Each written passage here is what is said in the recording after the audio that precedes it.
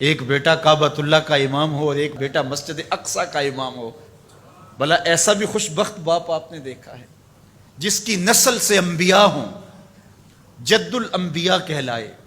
اللہ تعالیٰ جل شانہ حضرت ابراہیم علیہ السلام کو ان عزتوں سے مالا مال کیا جو انہی کا مقصود ہے۔ جس ماحول میں آنکھ کھولتے ہیں وہ کفر کا اور شرک کا ماحول تھا، فطرت سلیمہ اس کو گوارا نہ کر پائی۔ قرآن مجید نے اس کہانی کو کتنی خوبصورتی کے ساتھ بیان فرمایا۔ ارشاد کیا وَلَقَدْ آتَيْنَا إِبْرَاهِيمَ رُشْدَهُ مِنْ قَبْلُ، ہم نے ابراہیم علیہ السلام کو پہلے سے ہی رشد و ہدایت کے نور سے مالا مال کیا تھا۔ اللہ تعالیٰ جل شانہ نے ان سے ایک بڑا کام لینا تھا، تو ان کی فطرت اور ان کی طبع کے اندر وہ چیز رکھی کہ جو کبھی بھی اس چیز کو قبول نہیں کر سکتی تھی۔ خیر جب بڑے ہوئے اور دیکھا کہ بت پرستی کا دورہ ہے، تو آپ نے کہا کہ یہ کیا ہے بت جن کو تم پوجتے ہو؟ تو انہوں نے کہا کہ ہمارے آباء و اجداد ان کو پوجتے آئے ہیں اور شروع سے ان کی پرستش چل رہی ہے، لہٰذا ہم ان کو ترک نہیں کر سکتے۔ ان کے ذہن کے اندر یہ چیز اچھی طرح سے جم چکی تھی کہ یہ بت ہی ہمارے کارساز ہیں، ہماری ضرورتوں کے کفیل ہیں اور ہمارے معبود ہیں، اور ان کی توہین کبھی سوچا بھی نہیں جا سکتا۔ اب اس کا حل کیا نکالا ذرا دیکھیے، قرآن بتاتا ہے، بولے وَتَاللَّهِ لَأَكِيدَنَّ أَصْنَامَكُمْ بَعْدَ أَن تُوَلُّوا مُدْبِرِينَ، میں تمہارے بتوں کے ساتھ نپٹ لوں گا، تم ذرا میلے سے ہو آؤ۔ وہ ایک میلہ کرتے تھے شہر سے باہر نکل کے، جہاں سارا شہر جمع ہوتا تھا، اور وہاں کھیل کود کرتے اور 2-3 دن وہاں گزارتے تو واپس آ جاتے۔ جانے سے پہلے وہ بتوں کے سامنے انواع اقسام کے کھانے رکھتے، اور جب واپس آتے تو سب سے پہلے بت خانوں میں ہی آتے، بتوں کو سلامی پیش کرتے، پھر اپنے گھروں کو لوٹتے۔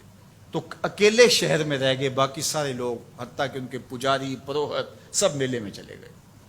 اب حضرت ابراہیم علیہ السلام نے کلہاڑا پکڑا اور ان کے مرکزی بت خانے میں داخل ہوئے۔ قرآن بتاتا ہے فَجَعَلَهُمْ جُزَازًا، اور وہاں داخل ہو کر کے ان کو بتوں کو توڑ دیا، کسی کی گردن کاٹ دی، کسی کے کان توڑ دیے، کسی کے بازو کاٹ دیے، کسی کی ٹانگیں توڑ دی، الا کبیر اللہم، لیکن جو بڑا بت تھا اس کو کچھ نہیں کہا۔ اب ان بتوں کے ساتھ حضرت خلیل اللہ کی دشمنی کیا تھی؟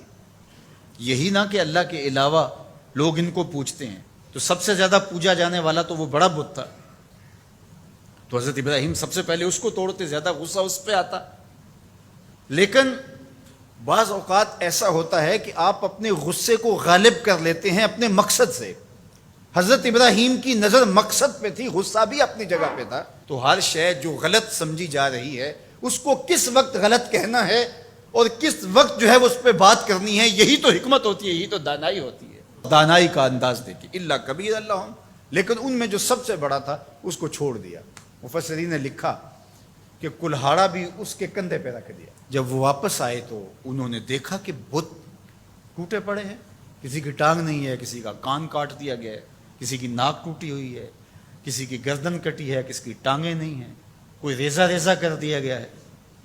تو بہت پریشان ہوئے، ظاہر ہے ان کی عقیدت ان سے وابستہ تھی، تو وہ تو خون کے آنسو رونے لگے، بیٹھ گئے۔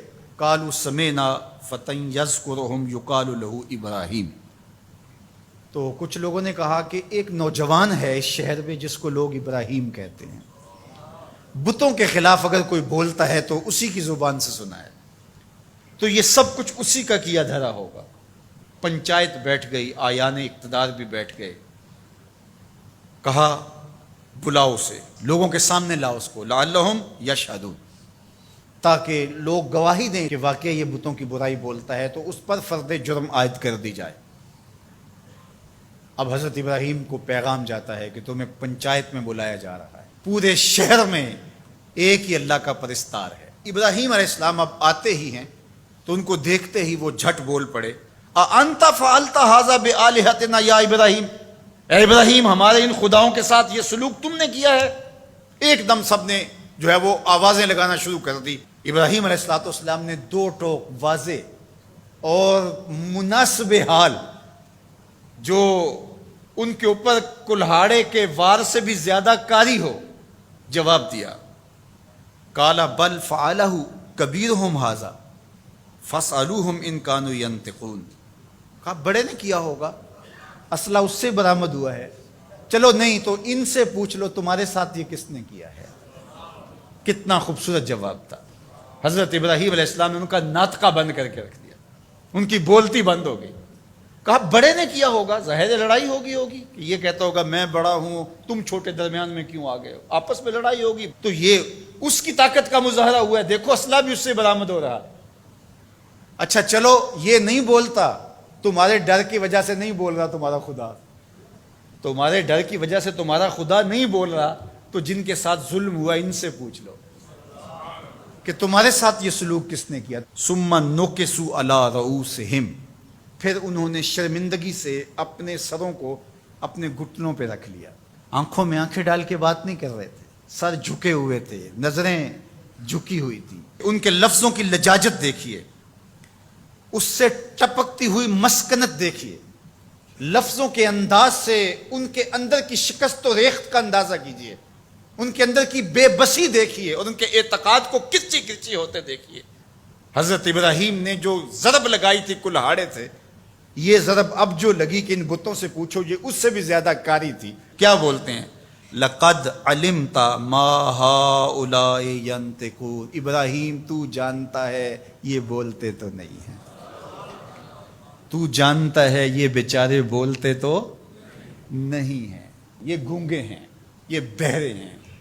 اللہ اکبر۔ حضرت ابراہیم یہی تو انہیں لانا چاہتے تھے جہاں وہ آگے، اب ان کے سر جھکے ہوئے۔ حضرت ابراہیم علیہ السلام اسی وقت کی تلاش میں تھے، ارشاد فرمایا قال افتعبدون من دون اللہ ما لا ينفعکم شیئا ولا یضرکم اف لکم ولما تعبدون من دون اللہ افلا تعقلون۔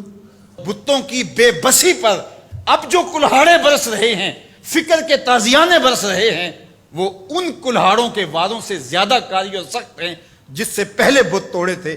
اب سنیے جناب ابراہیم کیا کہہ رہے ہیں، کیا تم اللہ کے علاوہ ان کو پوچھتے ہو ما لا ینفعکم شیئا ولا یضرکم، جو تمہیں کوئی نفع نہیں دے سکتے نہ تمہیں کوئی نقصان پہنچا سکتے، یعنی جو اپنے آپ کو بچا نہیں سکتے تمہیں کیسے بچا پائیں گے۔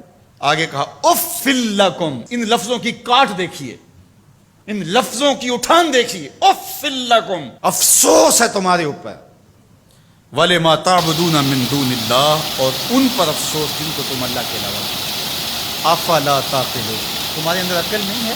ذرا سوچو کہ وہ جو اپنے آپ کو بچا نہ سکے وہ تمہیں کیسے بچا سکے۔ اب سکوت مرگ چاہیے، کوئی بولتا نہیں۔ جب منطق اور دلیل خاموش ہو جائے تو پھر ایک ہی طریقہ ہوتا ہے، لگا دو پابندیاں، اسے جینے کا حق چھین لو۔ اب یہی ان کے پاس رہ گیا تھا، بولے انہیں جلا دو، بہت بڑی چیخا تیار ہو۔ اب اس کے قریب جانے کی کسی کو ہمت نہیں، دور دور تک آگ کی تپش محسوس ہوتی ہے۔ پھر ایک منجنیق تیار کی گئی اور اس کے ایک پلڑے میں حضرت خلیل اللہ کو بٹھایا گیا۔ تو حضرت ابراہیم علیہ السلام جب آگ کی طرف بڑھ رہے ہیں تو آواز آتی ہے قلنا یا نارو کونی بردم وسلاما علی ابراہیم، اے آگ ابراہیم پر سلامتی کی ٹھنڈی ہو جائے، یعنی اتنی ٹھنڈی بھی نہ ہو جائے کہ میرے خلیل کو سردی لگنے لگ جائے۔ تو ابراہیم علیہ السلام نار نمرود میں چلے جاتے، کہتے 40 دن تک باہر جشن منایا جاتا رہا اور آگ برابر جلتی رہی اور اندر فردوس بری کی ہوائیں چلتی رہی۔ حضرت ابراہیم کے لیے وہ آگ گلزار بن چکی تھی۔ 40 دن کے بعد جب آگ بجھی تو حضرت ابراہیم ان دہکتے ہوئے کوئلوں سے یوں باہر نکل کے آئے جس طرح کوئی نازنین پھولوں پہ چل کے آتا ہے۔ محبت کا کیا خوبصورت اسلوب ہے اس عظیمت کی راہ پہ سفر کرنے والے بندے کے لیے، جو اللہ نے لوگوں کے سامنے ان کا نقشہ رکھا اور لوگوں کو بتایا کہ جو ہماری راہوں کے مسافر ہوتے ہیں وہ کیسے سرخرو ہوتے ہیں۔